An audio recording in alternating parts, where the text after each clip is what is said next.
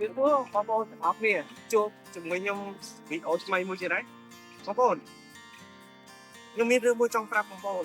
តែបងប្អូនជឿមិនជឿចាំបងប្អូនពិចារណាលើខ្លួនឯងទៅណាតែទៅនឹងអចលអភ័ព្វមួយដែលមានតម្លៃឬក៏មានតម្លៃវាបាច់ទៅលើកត្តាច្រើនប៉ុន្តែកត្តាសំខាន់មានតែប្រហែលជានិយាយទី1តាក់ទងទៅនឹងបើនិយាយចង់អាក្រក់ទី1បងសេគឺទីតាំងហើយទីតាំងហើយអញ្ចឹងណាបងប្អូនទី2បន្ទាប់ពីតាំងសម្រាប់ទីផ្សារបច្ចុប្បន្នគឺតម្លៃក្រមទីផ្សារ30-40% អញ្ចឹងទៅបន្ទាប់ពីតម្លៃគឺភាពស្របច្បាប់នៃទ្រព្យភាពស្របច្បាប់នៃទ្រព្យសំដៅទៅលើប្រព័ន្ធកម្មសិទ្ធិផងដែរណាបងប្អូនហើយចំណុចទី4គឺនិយាយពីតំណែងអញ្ចឹងណាអញ្ចឹងប្រហែលចំណុចហ្នឹងដែលពួកអាចចង់កប់មានតម្លៃឬក៏មានតម្លៃគឺអាចវិភាគបានទៅលើប្រហែលចំណុចហ្នឹងឥឡូវខ្ញុំប្រាប់បងប្អូននៅប្រាប់មួយនៅក្រោយខ្ញុំនេះបងប្អូនជឿមិនជឿអាហ្នឹងបងប្អូនអាចដឹងហើយអ្នកជិះរៀបអាចដឹងទីតាំងនេះដែរ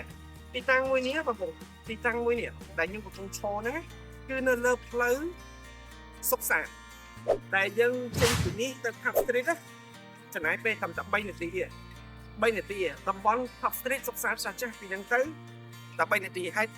លំហផ្លូវមួយនេះគឺជាលំហផ្លូវសេដ្ឋកិច្ចមានចរាចរណ៍អាចរកស៊ីបានតែម្ដងអញ្ចឹងទីតាំងនៅទីនេះគឺ the best ហើយបងប្អូនចង់បាក់ pharmacy បងប្អូនចង់បាក់អាជីវកម្មណាមួយគឺអាចបាក់បានតាមតម្រូវការរបស់បងប្អូនទី1ទីតាំងគឺល្អហើយនៅទីនេះតម្លៃសម្រាប់តម្លៃវិញបងប្អូនស្រាប់ច្រឡំហ្នឹងណាតម្លៃនៅទីនេះអាចក្រោមទីផ្សារ30%មុនម្ចាស់គេលក់22,500 22,500ណាតែឥឡូវគេត្រូវការលក់បន្តគេត្រូវការលក់បន្តណាត្រឹមតែ16,900ទេបងប្អូនស្ដាប់ច្រឡំណាតម្លៃគឺ16,900ស្ដាប់ច្រឡំនេះតម្លៃនេះគឺក្រោមទីផ្សារបងប្អូនណាហើយសម្រាប់ទំហំទីតាំងមួយនេះមិនមែនដីមកល្វែងទេណាបងប្អូនមុំស្អី8 ម៉ែត្រស្ដាប់ច្រឡំមែន8 ម៉ែត្របដោយ24កន្លះសម្រាប់សំណងវិញ5 ម៉ែត្រគុណនឹង10ពីមុខនេះដល់សល់ឡើង7 ម៉ែត្រតែសល់ជំហៀងឡើង3 ម៉ែត្រហើយសល់ក្រោយ1 ម៉ែត្រកន្លះបន្ទប់ធំមាន4បន្ទប់តូចមាន4ហើយបន្ទប់ទឹកមាន6បងប្អូន